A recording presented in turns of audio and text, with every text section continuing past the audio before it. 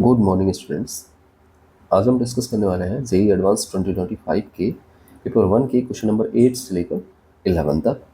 आओ तो हम स्टार्ट करते हैं। तुम्हारा 8 क्वेश्चन है, let the set of all relation R on the set this such that R is reflexive symmetric and R contains 10 elements be denoted by S the number of elements in S. तो हमें number of element in S find out करना है। ठीक है, तो यहाँ पर हमें आर के ऊपर 3 कंडीशंस गिवन है। एक तो रिफ्लेक्सिव होना चाहिए, सिमेट्रिक होना चाहिए और उसके अंदर 10 एलिमेंट्स होने चाहिए। अगर कोई भी रिलेशन हमारा रिफ्लेक्सिव होता है तो आर के अंदर एक्स टाइप के एलिमेंट तो होने ही चाहिए। ठीक है, तो यहाँ पर ए, बी, सी एंड डी और ई एंड एफ, ये 6 एलिमेंट तो होने ही पड़ेंगे। तो ये 6 एलिमेंट तो हमारे यहाँ से काउंट हो गए। बाकी बचे हुए 4 एलिमेंट, उनके लिए रिलेशन को सिमेट्रिक भी होना पड़ेगा। अगर मैं बात करूँ रिलेशन की, रिलेशन के अंदर जो एलिमेंट्स होते हैं मेरे ऑर्डर पेयर होते हैं।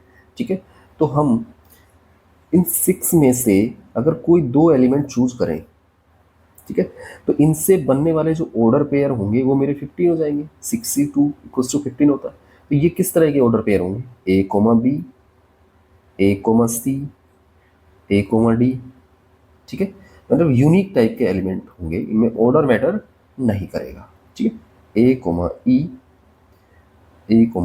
एफ, इस तरह से ये 15 एलिमेंट्स बनने वाले हैं। अगर इन 15 में से मैं कोई 2 चूज कर लूँ, तो अगर मैंने ए बी और ए सी चूज कर लिया तो बी ए और सी ए जो है ऑलरेडी रिलेशन के अंदर होना पड़ेगा, क्योंकि रिलेशन मेरा सिमेट्रिक बनाना है हमें। तो हम इन 15 में से 2 चूज करेंगे कि जितने रिलेशन बनने वाले हैं यही हमारे क्या होंगे, सेट एस के अंदर बनने वाले एलिमेंट्स होंगे। ठीक है, तो ये बनेगा अपना 15 × 14 डिवाइड बाय 2। तो ये आंसर आएगा अपना 2 से ये 7 टाइम 15 7 जा 105। तो हमारा आंसर हो गया 105। आगे हम नेक्स्ट क्वेश्चन देखते हैं। 9th क्वेश्चन में हमें सबसे पहले वेक्टर की डेफिनेशन दी है और जीरो वेक्टर की डेफिनेशन दी है। फिर बोला है P Q R be 3 distinct point in the XY plane, let S be a point inside the triangle P Q R and उस पर एक कंडीशन दी है ये वाली। तो मैं ट्राइंगल बनाता हूँ। ये ट्राइंगल हमारा कुछ इस तरह से होगा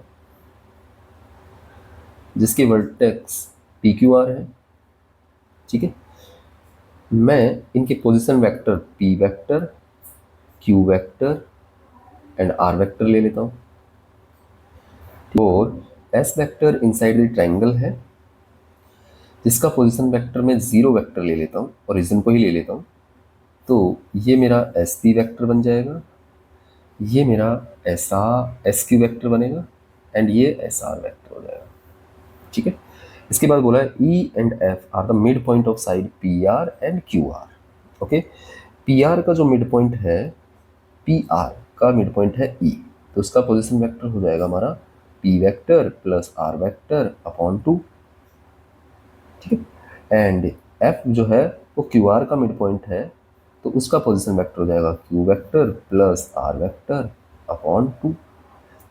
आगे हमसे फाइंड करना है length of line segment E F upon length of line segment E S. तो हम इसे बोल सकते हैं ई एफ वेक्टर के magnitude upon E S vector का मैग्नीट्यूड। ठीक है, अब हम सबसे पहले E F vector find out कर लेते हैं। तो ई एफ वेक्टर बनेगा मेरा एफ का पोजीशन वेक्टर माइनस ई का पोजीशन वेक्टर, तो ये बनेगा Q vector plus R vector upon 2 minus P vector plus R vector upon 2। और इसका हमें मैग्नीट्यूड लेना है तो मैग्नीट्यूड में मॉड अप्लाई कर देता हूँ। तो ये आगे बनेगा, इसका जब सोल्व करेंगे तो ये बनेगा Q vector minus P vector upon 2 का मैग्नीट्यूड। ठीक है, इसे आगे जाकर मैं लिख सकता हूँ P vector minus Q vector का magnitude upon 2। Is it clear? Now आगे हमें फाइंड करना है ई एस वेक्टर। तो ये बनेगा अपना एस का पोजीशन वेक्टर माइनस ई का पोजीशन वेक्टर। एस का मैंने ओरिजिन लिया है तो 0 minus P vector plus R vector upon 2। तो अगर हमें इसका मैग्नीट्यूड लेना है तो मैं इसका मैग्नीट्यूड ले लेता हूँ। आगे ये बनेगा P vector plus R vector की वैल्यू मैं इस रिलेशन से फाइंड कर लेता हूँ। ये जो एस पी वेक्टर है ये बनेगा मेरा P vector plus 5 S Q vector जो है मेरा क्यू वेक्टर बनेगा प्लस 6 एस आर वेक्टर मेरा आर वेक्टर बन जाएगा इक्वल्स टू मिल वेक्टर। तो आगे ये बनेगा R vector equals to minus के P vector plus 5 Q vector upon 6। इसे मैं पुट कर देता हूँ तो ये बनने वाला है अपना माइनस के, यहाँ पे माइनस हो जाएगा P vector plus 5 Q vector upon 6 and divide by 2 का मैग्नीट्यूड। माइनस मैंने हटा दिया है तो ये आगे बनेगा अपना 6 P vector minus P vector, तो ये 5 पी वेक्टर बन जाएगा एंड माइनस के 5 Q vector divide by 6 to जा 12 का मैग्नीट्यूड। ये 5 मैं कॉमन ले लेता हूँ और 12 भी कॉमन ले लेता हूँ तो ये 5/12 आ जाएगा एंड मैग्नीट्यूड हो जाएगा P vector minus Q vector. Is it clear? अब हमें चाहिए ई एफ वेक्टर का magnitude upon E S vector का मैग्नीट्यूड। तो हम डिवाइड लगा देते हैं इन दोनों का। तो ई एफ है मेरा P vector minus Q vector का magnitude upon 2 and divide by करना है हमें इस 5/12 P vector minus Q vector का मैग्नीट्यूड। ये रेसिप्रोकल कर देंगे हम इसका, ये 5 नीचे और magnitude of P vector minus Q vector नीचे आ जाएगा और ऊपर चला जाएगा 12। ये दोनों कैंसिल और 2 से ये 6 टाइम कैंसिल, ये बनेगा 6/5 दैट इज 1.2। हमारा राइट आंसर हो गया 1.2। आगे हम नेक्स्ट क्वेश्चन देखते हैं। 10th क्वेश्चन हमारा S be a set of all 7 digit numbers that can be form with the using digit 0 1 2। ठीक है, एंड एक एग्जांपल दिया है हमें कि जब फर्स्ट प्लेस पर कोई नंबर डिजिट आएगा तभी वो 7 डिजिट नंबर होगा। अगर 0 आ जाता है तो वो 7 डिजिट नंबर नहीं होगा, मतलब नंबर को डिफाइन किया है। ठीक है, इसके बाद बोला है the number of elements in element x in S such that at least one of the digit 0 and 1 appears exactly twice in x। ठीक है, ये 0 और 1 एग्जैक्टली 2 टाइम आना चाहिए। तो हमें 7 डिजिट नंबर बनाना है तो 1 2 3 4 5 एंड 6। तो ये 7 डिजिट नंबर है जिसमें हमें 0 1 एंड 2 का यूज करना है। तो सबसे पहले हम केसेस बना लेते हैं।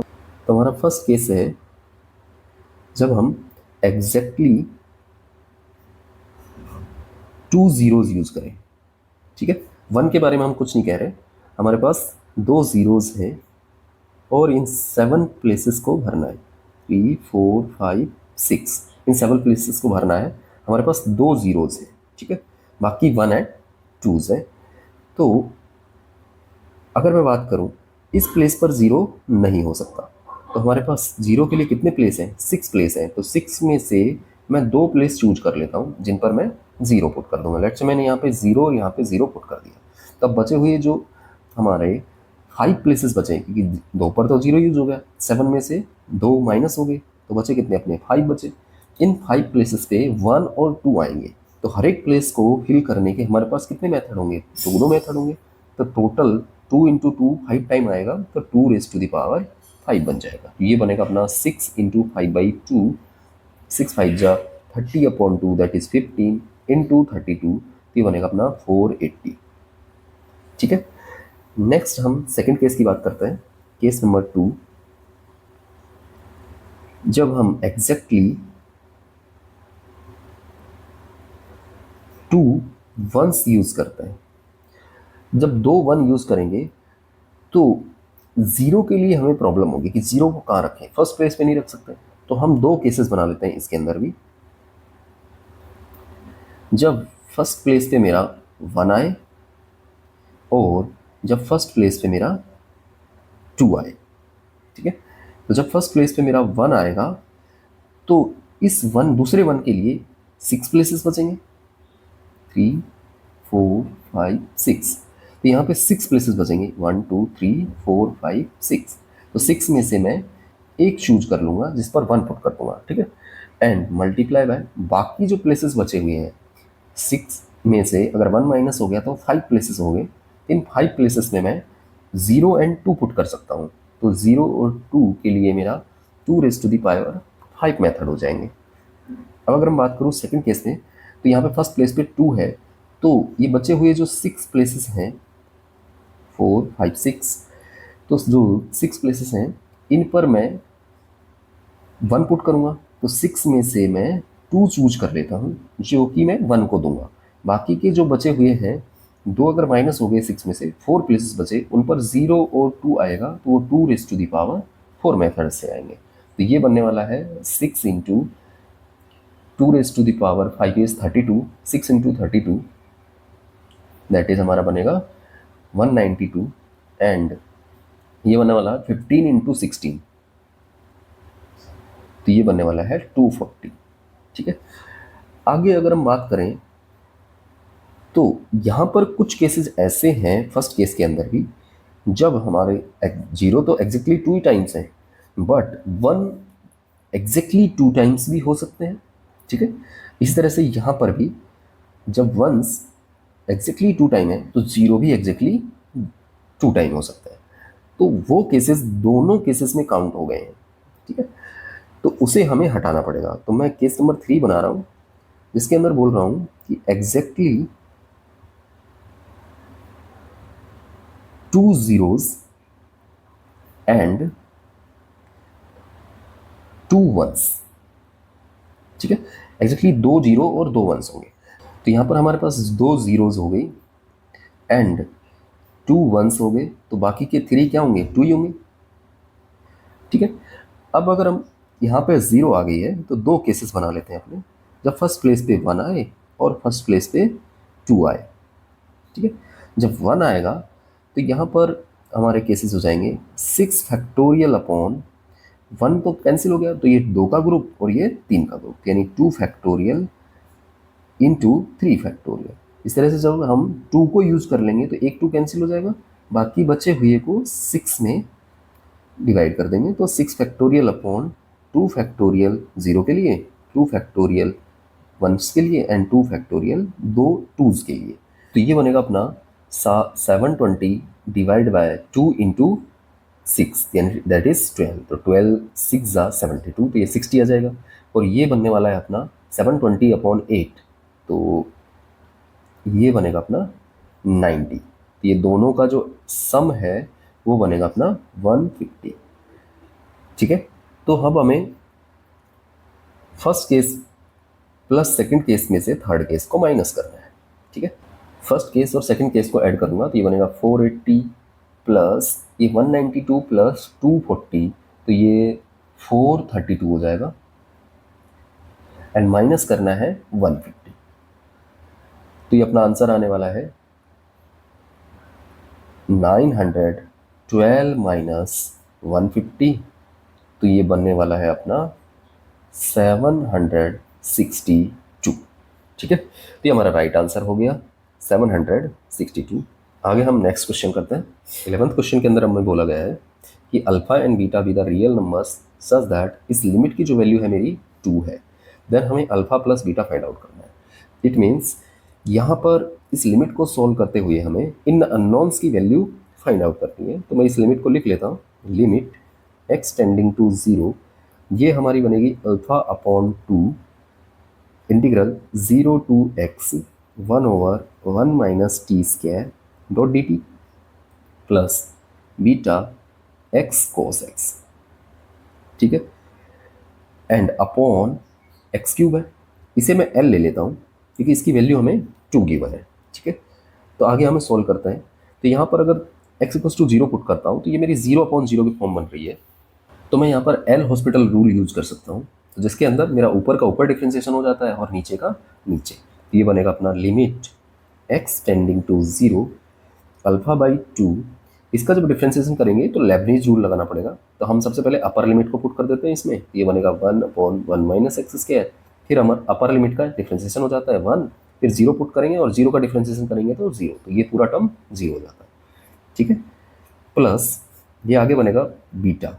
अब एक्स कोस एक्स का डिफ्रेंशिएशन करना है तो u इंटू वी का रूल लगेगा, तो मैंने कोस एक्स को रखा, एक्स का किया तो 1 हो जाएगा, प्लस एक्स को रखा और कोस एक्स का किया तो माइनस के साइन एक्स आ जाएगा, ठीक है। डिवाइड बाय एक्स क्यूब का करेंगे तो 3x²। अब अगर मैं जीरो पुट करता हूँ x इक्वल्स टू, तो ये वाला टर्म मुझे 1 दे देगा, तो ये अल्फा बाई 2 रहा, प्लस यहाँ पर जीरो पुट करता हूँ तो ये वाला टर्म मुझे जीरो दे देगा, ये 1 देगा, तो ये बीटा आ जाएगा।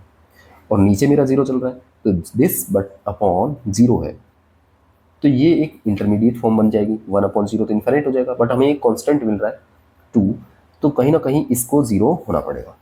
अगर ये जीरो होता है तो फिर से ये मेरी 0/0 की फॉर्म बन जाएगी। अब मैं बीटा की जगह यहाँ पर क्या कर रहा हूँ, माइनस के अल्फा बाई 2 पुट कर देता हूँ, ठीक है।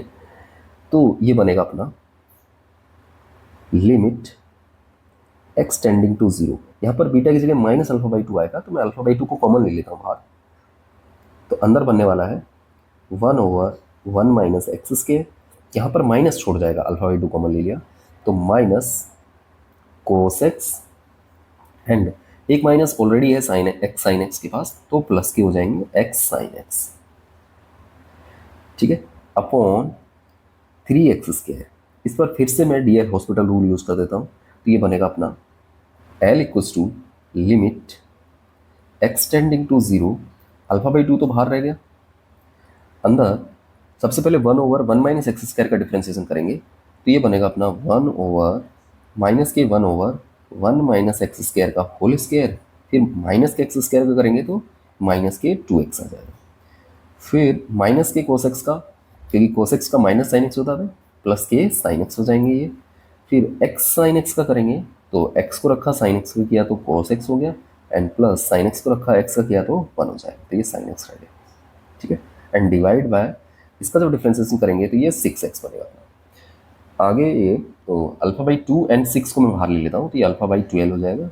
Limit x tending to zero, x से मैं डिवाइड लगा देता हूँ सभी टर्म्स में, तो ये माइनस माइनस प्लस हो रहा है 2/1 माइनस x² का होल स्क्वायर, और ये x से ये मेरा x कैंसिल हो गया, प्लस ये साइन एक्स और साइन एक्स 2 साइन एक्स हो गए, एंड डिवाइड बाय x रहा, एंड प्लस ये एक्स कोस एक्स है, इसमें x का डिवाइड लगाया तो मेरा कोस एक्स रहा। तो अब मैं लिमिट अप्लाई कर देता हूँ, तो ये बनेगा अपना अल्फा बाई 12, यहाँ से जब लिमिट अप्लाई होगी तो ये 2 आएगा, नीचे 0 पुट करोगे x की जगह तो ये 1 स्क्वायर बनेगा तो 1 हो जाएगा, प्लस यहाँ पर भी जब 0 अप्लाई होगा तो ये साइन एक्स अपॉन एक्स जो लिमिट है ये मेरी 1 बन जाएगी, तो 2 से मल्टीप्लाई होके 2, एंड कॉस एक्स में जब 0 अप्लाई करोगे तो ये 1 बनेगा।